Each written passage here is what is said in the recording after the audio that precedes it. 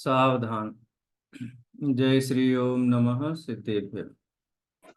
नमो अर्हन्ताणं नमो सिद्धाणं नमो निर्याणं नमो वज्रायाणं नमो लोये सवसाहूणम्। अरिहंत सिद्ध सूर्यो वज्राय साधु सर्व अर्थ के प्रकाशी मंगलिक उपकारी हैं। तिनको स्वरूप जान रागते भई जो भक्ति काय को नमाए स्तुति को उचारी है। धन्य धन्य तुम ही सो काज सब आज भय कर जोर बार बार बंदना हमारी है। ऐसो मंगल कल्याण सुख चाहत हैं हो मेरी ऐसी दशा जैसी तुम धारी है। हो मेरी ऐसी दशा जैसी तुम धारी है। तीन भुवन में सार वीतराग विज्ञानता शिव स्वरूप शिवकार नमः त्रियोग समारिके। पंडित दौलत राम जी कृत छह ग्रंथ की दूसरी ढाल पे अपनी चर्चा चल रही है। जो अभी प्रकरण अपना चल रहा है उस प्रकरण का नाम है सात तत्व संबंधी भूल। अगर अपन मूल प्रकरण कहें दूसरे ढाल का तो है संसार के कारणों की चर्चा। संसार के कारणों की चर्चा के अंतर्गत मिथ्या दर्शन, मिथ्या ज्ञान और मिथ्या चारित्र, इनको संसार का कारण कहा। तो सबसे पहले मिथ्या दर्शन की चर्चा कर रहे हैं। मिथ्या दर्शन के दो भेद किए। पहला भेद अग्रहीत मिथ्यात्व और दूसरा ग्रहीत मिथ्यात्व।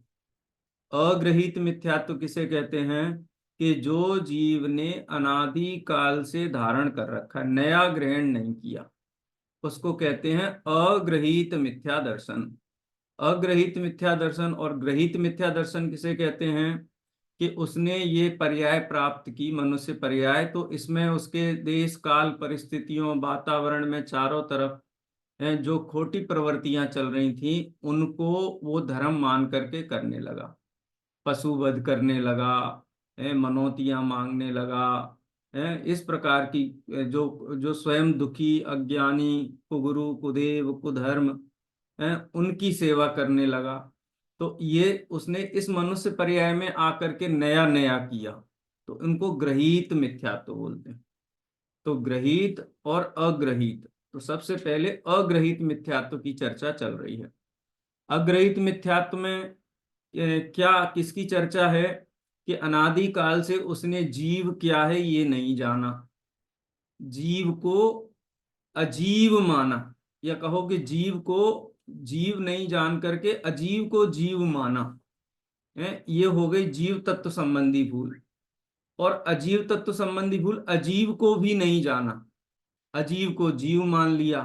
कैसे मान लिया कि जैसे लड्डू में खाने में आनंद है, कोई मदिरा पीता है तो मदिरा पीने में आनंद है, कोई गुटखा खाता है तो गुटखा खाने में आनंद है। तो जड़ पदार्थों में आनंद है ऐसा मानना, ये अजीव तत्व संबंधी भूल है। क्योंकि अजीव तो जड़ है, उसमें ना ज्ञान है ना आनंद है। पांच इंद्रियों से ज्ञान होता है, प्रकाश से ज्ञान होता है, वस्तु से ज्ञान होता है, ऐसा मानता है। लेकिन ऐसी मान्यता क्या है, अजीव तत्व संबंधी भूल है। इसको हमने संक्षेप में समझा था, ताको न जान विपरीत मान करी करे देह में निज पिछान। जीव कौन है, देह ही जीव है ऐसा मान लिया। यानी मैं कौन हूं, मैं देह हूं ऐसा मान लिया। ये जीव तत्व संबंधी भूल हो गई।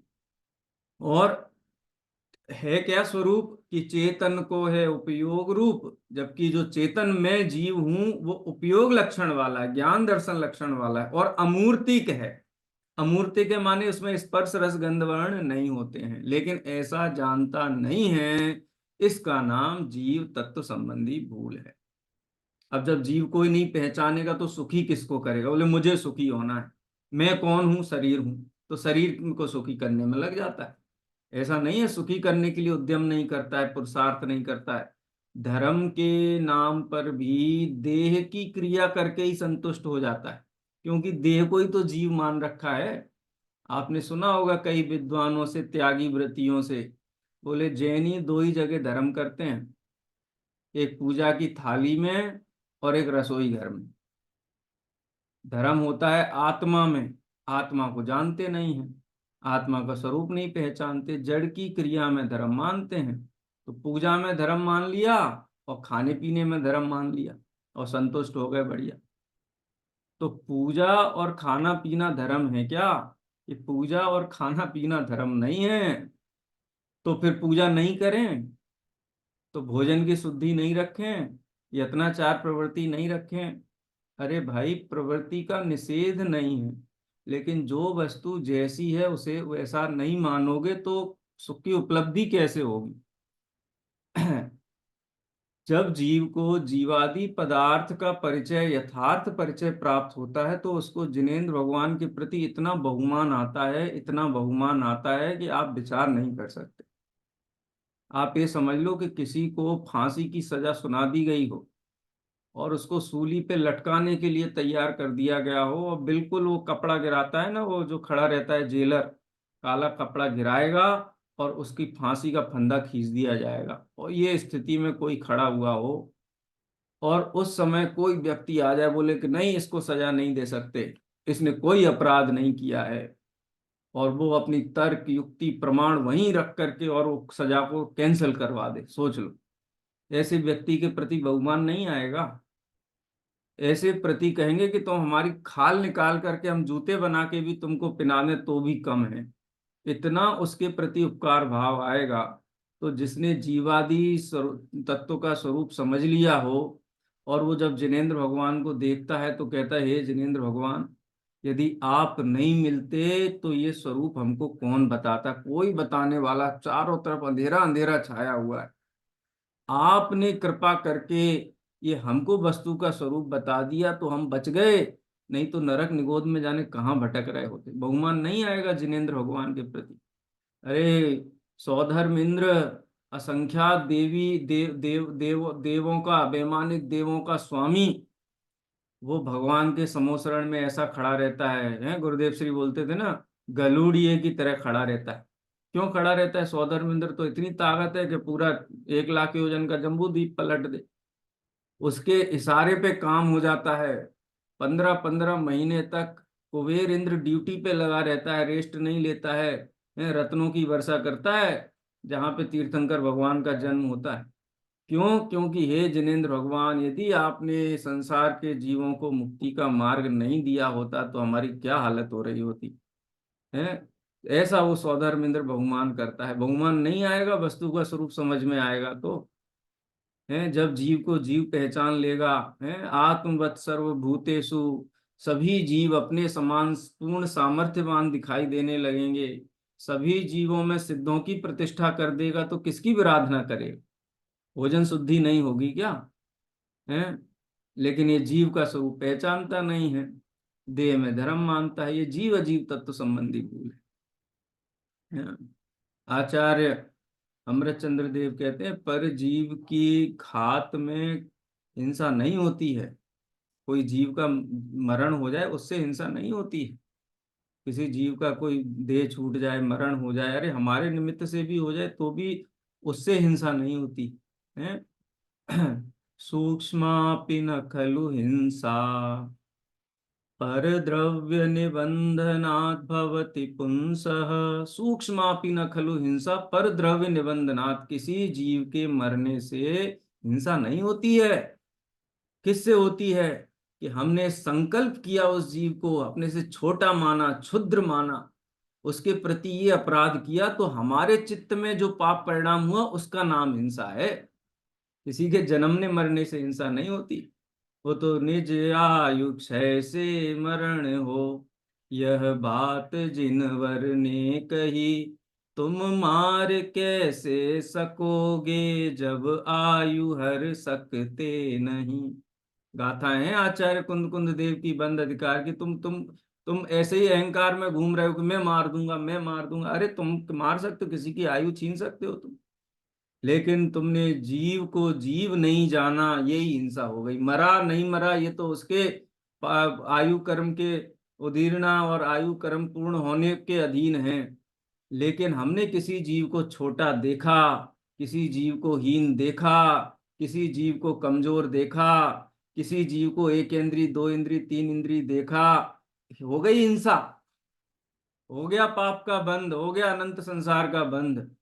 तो जब जिसको तत्व ज्ञान जागृत होता है उसको जगत के समस्त जीव भव्य आत्मा दिखाई देते हैं, प्रभु दिखाई देते हैं। प्रभु की विराधना का भाव कैसे आएगा, है कैसे आ सकता है बताओ। ये उत्कृष्ट दया का भाव त्यागी व्रतियों के जीवन में जो पलता है वो इस श्रद्धान के कारण पलता है। उसमें अहंकार नहीं करते हैं, अरे मैं तो जैनी हूं, मैंने तो ऐसा नियम लिया है कि मैं तो छान के पानी पीता हूँ साहब, मैं तो ऐसा। अरे भैया तुम छान के पानी नहीं पीते हो, अथवा मैं छान के पानी पीता हूँ, मैं लाखों करोड़ों जीवों को बचाता हूँ, अगर ये मान्यता है छान के पानी पीने की, तो ये समझ लो कि ये बहुत बड़ा गहन मिथ्यात्व।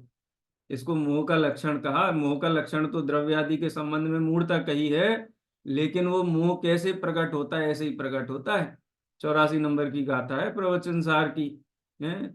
जिण सत्था दो अट्ठे, नहीं ये तो 86 नंबर की है, इसके पहले एक गाथा और है। अट्ठे अजधा गहनम करुणा भावो यतिरियमणु येसु। ये मोह का लक्षण है क्या, कि पहले तो जीव अजीव आश्रव बंध संवर निर्जरा मोक्ष, इनका अजधा ग्रहण, अजथा अयथा अयथार्थ ग्रहण, जैसे हैं वैसे ग्रहण नहीं करे, वैसा नहीं जाने माने। और करुणा भावो त्रियमणु येसु, त्रियंच और मनुष्यों की मैं रक्षा करता हूं, मैं बचाता हूं। मैंने अब मैंने दीक्षा ले ली है, मैंने पंडित बन गया हूं, मैंने शास्त्र का अभ्यास और पूरे दुनिया का ठेका अपने माथे पे ले लिया, मैं सबका कल्याण करूंगा, मैं राष्ट्र संत बन जाऊंगा, राष्ट्र क्या बोलते हैं विद्वान बन जाऊंगा, मैं सबको धर्म में लगा दूंगा। अरे भैया इसी ये मोह का लक्षण कहा है आचार्य भगवान ने। वस्तु का सच्चा स्वरूप जानना, मानना और अनुचरण करना, इसका नाम धर्म है। जहां ठेकेदारी शुरू हो गई समझ लो वो मिथ्यात्व का लक्षण है। आचार्य ने मूल गाथाओं में ऐसी सुंदर सुंदर बातें कही। इसीलिए जो हमारे मुनि महाराज हैं परम दिगंबर संत हैं, वो दो पायों से दूर रहते हैं। बोलते हम तुम्हारे कल्याण के लिए नहीं हमने दीक्षा ली है, हमने आत्म कल्याण के लिए ली है, लेकिन तुमको देखते हैं तो करुणा आती है कि तुम भी वस्तु का स्वरूप जान जाओ तो तुम भी हमारे मार्ग पे आ जाओगे, तुम भी सुखी हो जाओगे, इसलिए देते हैं। लेकिन कर्तृत्व परिणाम बिल्कुल भी अंदर में नहीं है। ये अद्भुत जैन शासन, अद्भुत तत्व। जीव जीव तत्व का यथार्थ श्रद्धान हो जाने पर अन्याय या नीति अवक्ष नहीं होते हैं। जीव जीव तत्व का यथार्थ श्रद्धान हो जाने पर सात भय नहीं होते हैं।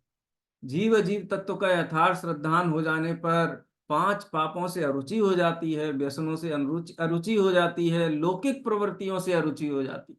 उसको लगता है कब इनसे जंजाल से छूटे।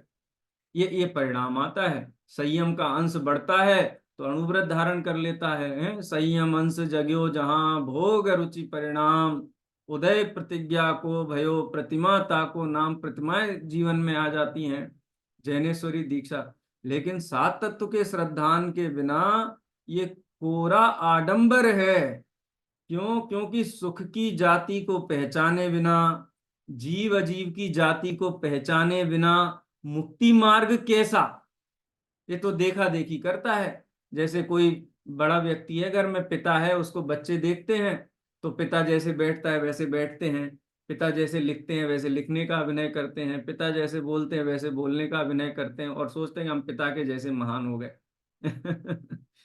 ये तत्व श्रद्धान होने पर ये चीजें होती हैं। वही यहाँ चर्चा अपनी चल रही है। आश्रव भाव दुख रूप हैं, ये जीव उनको अच्छा मानता है, मोह राग द्वेष की बातें अच्छा मानता है।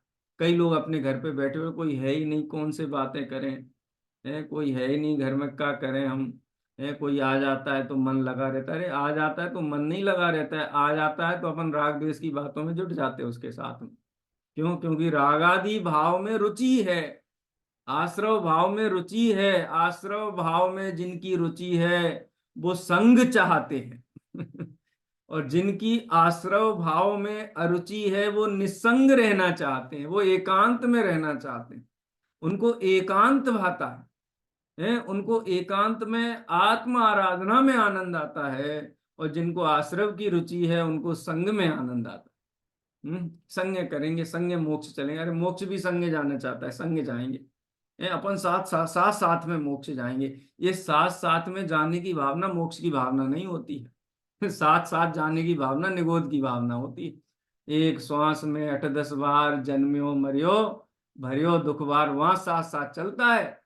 मुक्ति के मार्ग में तो जीव अकेला ही चलता है।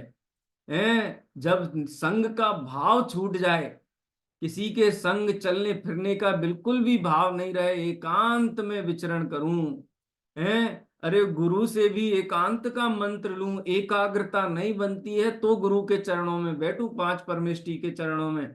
लेकिन जहां एकांत बनता हो वो सर्वोत्कृष्ट है। मैं 232 नंबर की गाथा है ना, एक गदो समणो, श्रवण एकाग्र होते हैं, एकांत में विचरण करते हैं, सामायिक करते हैं, स्तुति वंदना है, प्रतिक्रमण आदि सब सब एकांत में करते हैं। नगर में, घर परिवार में उनको राग द्वेष की ये रुचि नहीं है तो नहीं जमता है, उनको नहीं वो अच्छा लगता है। लेकिन इसको राग में अच्छा लगता है, जो कि आश्रव दुख रूप, राग रूप जो भाव है वो आश्रव है और वो दुख रूप है, संसारी जीव को वो अच्छा लगता है। और धर्म के मार्ग में आ भी जाता है तो दया दान पूजा भक्ति आदि का जो शुभ भाव है, उस शुभ भाव को भला जानता है, वो शुभ भाव अच्छा लगता है। हिंसा झूठ चोरी कुशील परिग्रह उसको बुरा जानता है। देखो हिंसा झूठ चोरी कुशील परिग्रह तो बुरे हैं ही, उसका उसका कोई जिनवाणी में पोषण नहीं किया गया है। ऐसा क्या है, ये तो ये नया धर्म आ गया है कि भाई ये पुण्य को बुरा कहते हैं, शुभ भाव को बुरा कहते हैं। अरे शुभ भाव को बुरा इसलिए कहते हैं कि शुभ हटकाता है, शुभ भाव से अशुभ भाव में जाने के लिए नहीं कहते हैं।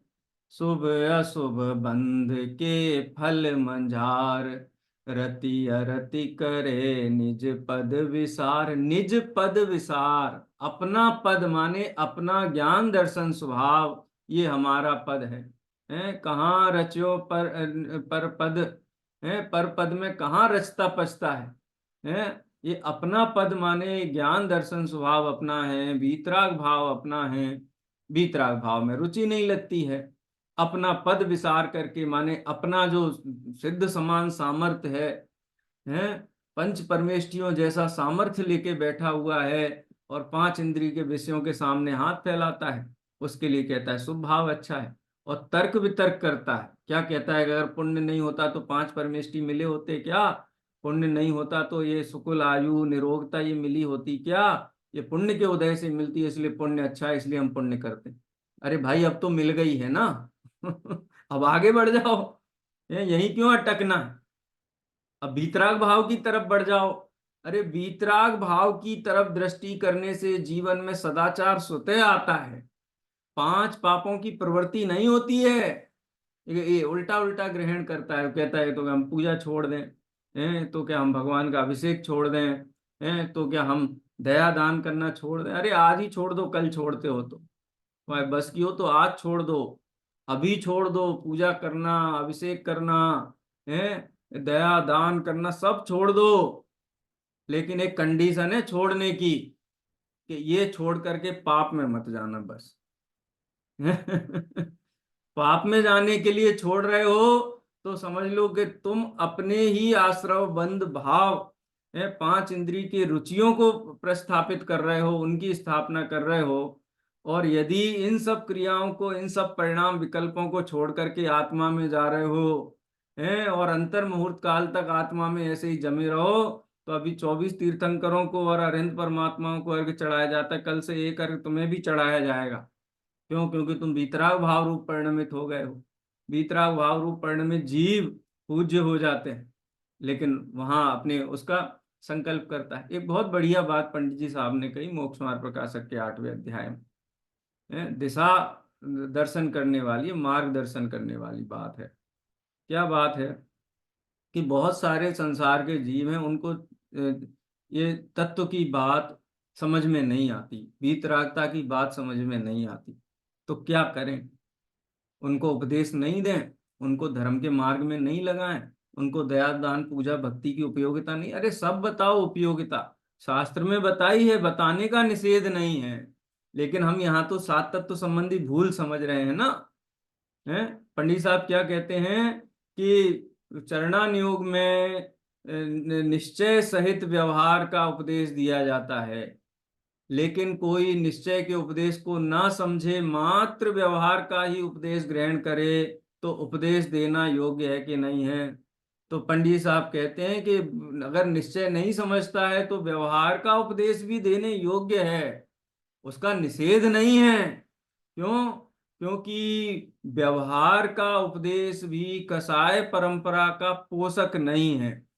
उनका कहने का अभिप्राय ये है कि जीवन में सदाचार होना चाहिए, देवगुरु धर्म का सानिध्य होना चाहिए, नहीं तो छोड़ करके पांच पाप में भाग जाएगा। वहां रहने से इसकी विशुद्धि बढ़ेगी, इसका क्षोभसम स्थिर होगा, ज्ञान स्थिर होगा, चित्त स्थिर होगा, तो निश्चय का उपदेश ग्रहण करने की पात्रता भी जागृत हो जाएगी। जिनेंद्र भगवान के मार्ग में तो हर किसी के लिए उपदेश है। अरे पूर्वा भील भी आया मुनिराज के पास, तो उससे कौवे का मांस भी त्याग करवाया। सोच लो, आपको क्या बात कर रहे हो, बाकी मांस खाने की परमिशन दी? अरे परमिशन नहीं दी, उसको त्याग जीवन में कितना उपयोगी है ये संस्कार डाले उसके जीवन में, त्याग के संस्कार डाले। उस त्याग के संस्कार के बल से वो जीव जब मरण करके देवगति में उत्पन्न हुआ तो उसको कितनी महिमा आई होगी। वो विचार करता होगा कि यदि मैंने संकल्प नहीं लिया होता इस त्याग का, और मैं पापों में ही लगा हुआ होता, तो अधोगति हो जाती, और ये हमको समझ में ही नहीं आता है कि जिनेंद्र भगवान के मार्ग को समझने का क्या लाभ है, ये हमारी समझ में ही नहीं आता। तो ये इसलिए ये व्यवहार का भी उपदेश जिनवाणी में है। लेकिन जब सात तत्व की बात होती है तो पुण्य और पाप ये दोनों संसार दोनों ही चांडालिनी के पुत्र हैं, दोनों ही कर्म की प्रकृतियां हैं। जब हम धूप का अर्घ चढ़ाते तो क्या बोलते हैं? धूप अष्ट कर्म दहनाय धूपम निरोपामिति स्वाहा। तो अष्ट कर्म में भेद करते हैं कि अशुभ कर्म पहले दहना है और शुभ कर्म बाद में दहना है, ऐसा भेद तो नहीं करते। आठों कर्मों से ही मुक्त होना चाहते हैं, और शुभ अशुभ किसके भेद हैं? कर्मों के ही भेद हैं। तो ऐसा कर्मों में भेद करना, एक कर्म को अच्छा मानना, एक कर्म को बुरा मानना, इसको कहते हैं बंध तत्व संबंधी भूल।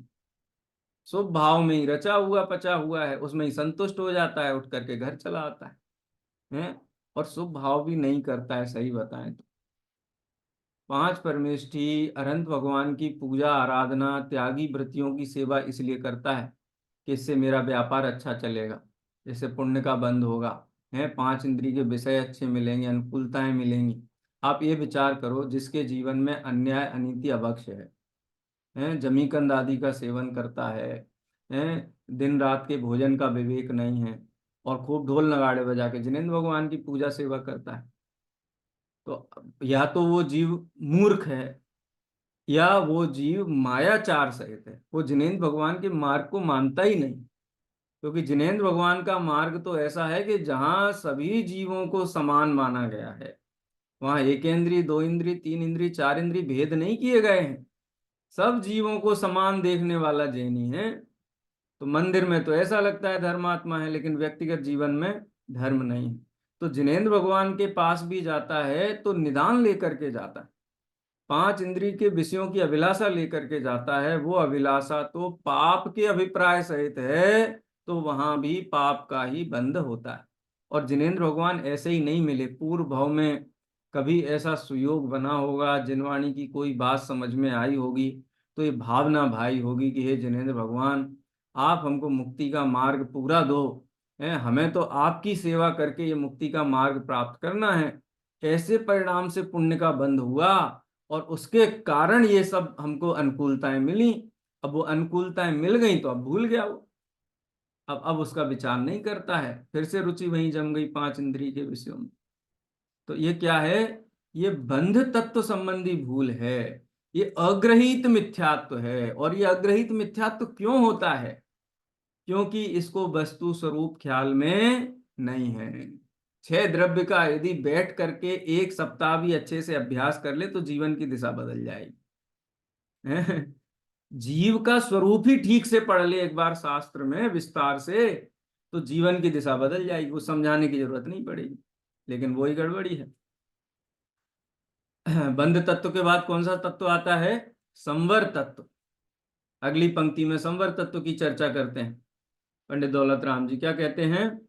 आत्म हित हेत विराग ज्ञान, ते लखे आपको कष्ट दान। देखो, दो चीजों की बात की पंडित जी साहब ने। ऐसा नहीं कहा आत्म हित हेत पूजा और दान, नहीं। कह सकते थे ना, आत्म हित हेत है, पांच इंद्रिय के विषयों का त्याग, नहीं कही ये बात। दो ही बातें कही। क्या? आत्म हित हेतु विराग ज्ञान। वैराग्य, संसार शरीर भोगों की प्रकृति को पहचानना, इसका नाम वैराग्य है। वैराग्य का मतलब रोना धोना नहीं। वैराग्य का मतलब ये नहीं है कि सारी दुनिया को गालियां देने लगे हैं, घर कुटुंब क्या है, ठगों की टोली है। अरे ऐसा भाव नहीं आता है ज्ञानी जीव को। वो तो सभी जीवों को परमात्मा देखता है। मित्र को तो परमात्मा देखता ही है, शत्रु को भी परमात्मा ही देखता है। जो अपने अनुकूल चलता है वो ही उसको ही परमात्मा देखता है। ऐसा नहीं है जो अत्यंत प्रतिकूल है। आप ये समझ लो, पार्श्वनाथ भगवान के ऊपर उपसर्ग करता हुआ कमठ का जीव संवर नाम का जो देव था, भगवान के ज्ञान में वो आया होगा कि देखो संवर नाम का देव है और ऐसे उपसर्ग करता है। उसको क्या देखते होंगे? उनके ज्ञान में, अवधि ज्ञान में ये भी आ गया होगा कि देखो इस जीव के परिणामों की विचित्रता। अभी पत्थर बरसा रहा है, अभी देखना घंटे दो घंटे बाद, अंतर मुहूर्त बाद, ये जीव विनय पूर्वक तत्व ग्रहण करके सम्यक समकिति हो जाएगा। देखो, पार्श्वनाथ भगवान ने तो जब पत्थर गिरा रहा था तब भी बैर धारण नहीं किया। लेकिन हमारी क्या प्रवृत्ति होती है? कमठ का नाम आता है वैसे ही मन में कहते हैं बहुत दुष्ट है। बहुत बेकार है, बहुत खराब है। ये परिणाम आता है। और पार्श्वनाथ भगवान के चित्त में आया कि ये तो सम के अभी सम्यक तो ग्रहण करने वाला जीव है, ये अभी अपने भगवत स्वरूप को पहचानने वाला जीव, अल्प काल में मुक्त होने वाला जीव है, भगवान आत्मा है। ऐसा उनके विचार में आता है। लेकिन अज्ञानी जीव को वो जीव ऐसे दिखाई देते हैं कि अगर इनका बस चले तो उनका सत्यानाश कर दे।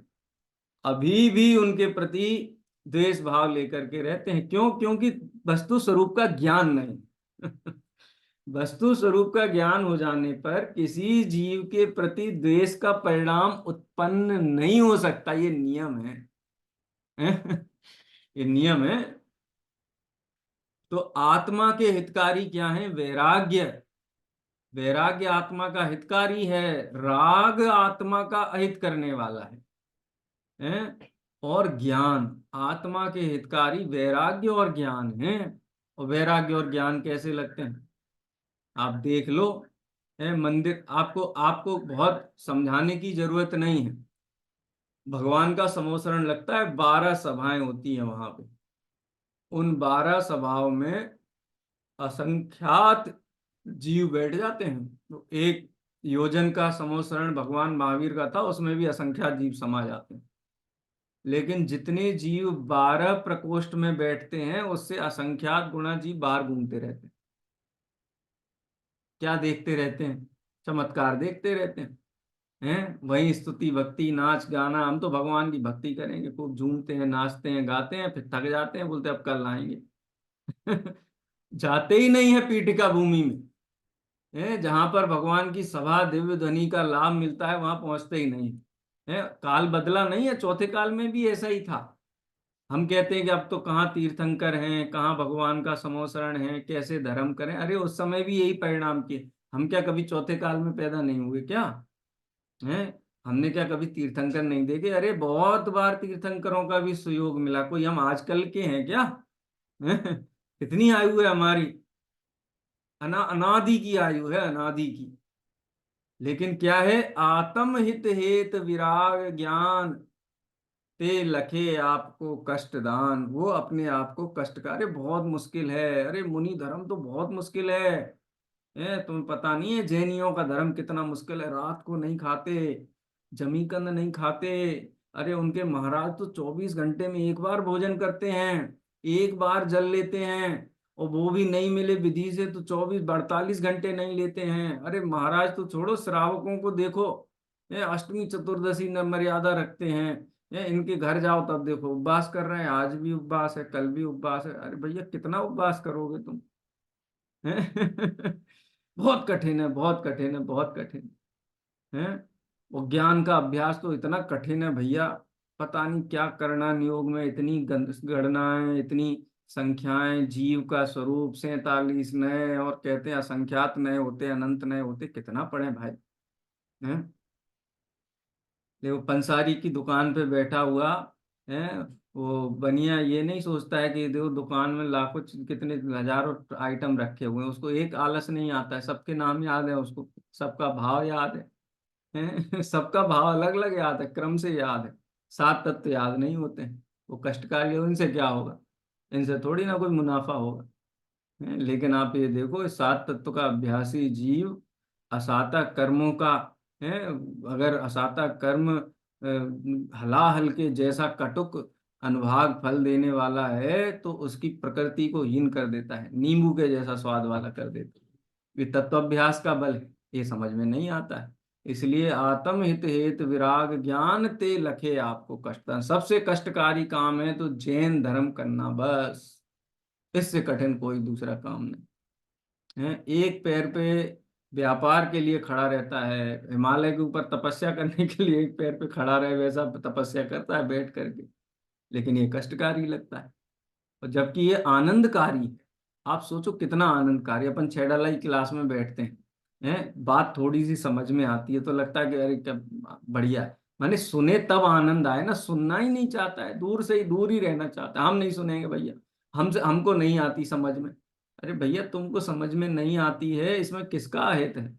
जिनेंद्र भगवान ने असंख्यात असंख्यात जीवों को बिठा करके यही तत्व का उपदेश दिया है? ये कोई नई बात नहीं है। हैं? उसमें आता है ना, सव्वे विअर्हन्ता तेन विधानेन खमिद कम्मम सा।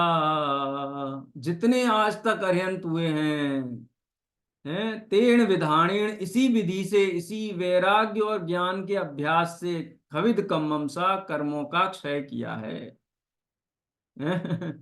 और किच्चा तदोवदेशम, और उसी का उपदेश दिया है। इसी वैराग्य और ज्ञान की आराधना करके अरहंतों ने अपना मार्ग प्रशस्त किया है। किच्चा तदोपदेशम, और उसी का उपदेश दिया है, वही वैराग्य ज्ञान का उपदेश दिया है। हलवाई की मिठाई नहीं है कि हलवाई की दुकान पे जाओ तो ग्राहकों को दूसरी मिठाई देता है और खुद खाता है तो अलग डब्बे में से निकाल के खाता है। कि तुम्हारे लिए धर्म का मार्ग ये और हमारे लिए ये। तुम हिंसा झूठ चोरी कुशील परिग्रह मत करो, लेकिन हम पांचों पाप करेंगे। तुम्हारे जीवन में व्यभिचार होगा तो तुम्हें हम दंड देंगे, लेकिन हम कितना भी व्यभिचार करेंगे उस पर कोई प्रश्न चिन्ह नहीं लगा सकता है। ऐसा धर्म नहीं है ये धर्म ऐसा है कि अनंत भगवान ने अपने प्रत्यक्ष ज्ञान में जो वस्तु का स्वरूप देखा और वही वस्तु का स्वरूप दुनिया को समझाया, और ये भी कहा कि इसी वस्तु स्वरूप को, इसी वैराग्य और ज्ञान का अभ्यास करके हमने अरहंतपना प्राप्त किया है। सव्वे विअर्हन्ता तेन विहाणेन खविदिकं मंसा किच्चा तदोवदेशम है। तम्माणमो तस्, लास्ट की लाइन है ना ऐसे ही। इसीलिए हे जिनेंद्र भगवान आपको मैं नमस्कार। पूजा में पढ़ते हैं ना, जो अब तक जो हुए अरिहंत हैं सबने अपनाया यही पंथ उपदेश दिया इस ही प्रकार, हो सबको मेरा नमस्कार। ये पूजा पूजा की पंक्ति है ना, ये प्रवचन सार ग्रंथ की 87 या 86, 86 नहीं, 82, 82 नंबर की गाथा का हिंदी अनुवाद है पूजा में है। कितनी सुंदर बात है। लेकिन इस जीव को वैराग्य और ज्ञान जो आत्महितकारी वस्तुएं हैं, एक भव की चिंता, एक भव की की अनुकूलता के लिए पूरा जीवन दांव पे लगाने को तैयार है, लेकिन तत्व का स्वरूप न जानने के कारण अनंत अनंत भवों का इसको विचार नहीं है। वो है ना, भय त्याग दूध बिलाव पीवे आपदा नहीं देखता। बिल्कुल वैसी परिणति है। वो बिल्ली बैठी हुई है, वो दूध पी रही है, दूध का छींका गिरा लिया है, दूध पी रही, देखती नहीं है, इतनी मस्त है। और वो जो गृह स्वामी है, वो लेके आया, फरसा लेके आया है, वो देखती ही नहीं है, डंडे से हटाता है, नहीं हटती, वो फरसा मारने को तैयार है, देखती ही नहीं। प्राण चले जाएंगे, प्राण पण से रहित हो जाएगा, दुखी हो जाएगा, लेकिन उसकी चिंता नहीं है। भय त्याग दूध बिलाव पीवे आपदा नहीं देखता। ये वैराग्य और ज्ञान, इनका सेवन जिनेंद्र भगवान ने किया, 5 परमेष्ठियों ने किया। यदि हम भी उनका सेवन करेंगे तो हम भी उनके जैसे बन जाएंगे। ये बात समझ में नहीं आती है। नहीं आती है, क्यों नहीं आती? क्योंकि इसने 6 द्रव्य 7 तत्व का परिचय प्राप्त नहीं किया है। परिचय प्राप्त नहीं किया है, इसलिए नहीं समझ में आती। तर्क वितर्क करने लगेगा, उठ करके चले जाए हैं, के होंगे के लड़ मरे, के उठ घर को जाए लेकिन समझेगा तो इस बात को स्वीकार करेगा। कान में ही नहीं पड़ी ये बात। आत्म हित हेतु विराग ज्ञान, ते लखे आपको कष्ट दान। आत्मा के हितकारी संवर भाव है, लेकिन संवर को दुख का कारण जानता है, मानता है और दुखी रहता है। मतलब सिंपल सी बात है कि धर्म है आनंद का मार्ग, ये कष्ट का मार्ग मानता है। क्यों मानता है? कि धर्म के मार्ग का परिचय प्राप्त नहीं किया, बाह्य क्रिया को देखता है खाली, लेकिन बाह्य क्रिया क्यों हो रही है, कैसे हो रही है, उसके हेतु को नहीं जानता है। वो समझ लेगा तब मुनियों की सच्ची महिमा आएगी। ऐसे तो हम देखते हैं ना, तो अवर्णवाद करते हैं दिगंबर मुनियों का, अरे बहुत कष्ट है, बहुत परेशानी है, कैसे कैसे पालन कर लेते, इतनी ठंड इतनी गर्मी। अरे भाई, दिगंबर मुनिराज हमसे बहुत ज्यादा सुखी हैं, वो रत्नत्रय के धारी हैं, वो आनंद में रहते हैं, उनके चेहरे पे झुर्रियां नहीं पड़ती हैं, प्रसन्न मुद्रा में रहते हैं। अरे जो जीव उनके पास जाता है वो ऊर्जा से भर जाता है। बड़े पंडित जी के पास जाकर के बैठते थे, 2 मिनट भी बैठते थे तो खड़े होके निकलते, तो ऐसा लगता था कि बिल्कुल तीनों लोगों का साम्राज्य मिल गया। इतनी ऊर्जा अंदर में भर जाती थी। त्यागी व्रती मोक्ष मार्गी जीवों के चरण कमलों में बैठने पर उनके आभा मंडल से ही क्योंकि वहां बैठ करके तत्व में दृढ़ता आती है, मोक्ष मार्ग ऐसा ही है, ऐसी दृढ़ता आती है। तो दृढ़ता के कारण हमारा चित्त प्रफुल्लित हो जाता है, चित्त हर्ष से भर जाता है। इसीलिए त्यागी व्रतियों के सानिध्य का उपदेश, संसर्ग का उपदेश जिनवाणी में दिया गया है। बहुत सुंदर सुंदर बातें हैं छैडाला में, पंडित दौलत राम जी ने बहुत सरल करके लिख दी एक एक दिन में 50 गाथाएं याद कर लेते थे दौलत राम जी। गोमट सार खोल के रखते थे और पढ़ते पढ़ते गाथाएं याद कर लेते थे। लेकिन जब उनने लिखा तो इतना सरल कर दिया, इतना सरल कर दिया उस तत्व का, कि आप देखो कितनी सरल भाषा में यहाँ लिखा हुआ है। कल अपन चर्चा करेंगे निर्जरा तत्व की, आज समय हो गया है, जिनवाणी स्तुति करेंगे। स्याद्वाद नय सठ द्रव्य गुण पर्याय और प्रमाण का, जड़ कर्म चेतन बंध कारु कर्म के अवसान का, कह कर स्वरूप यथार्थ जग का, जो किया उपकार है उसके लिए जिन वाणी माँ को वंदना 7 बार है, वंदना 7 बार है। नमकार।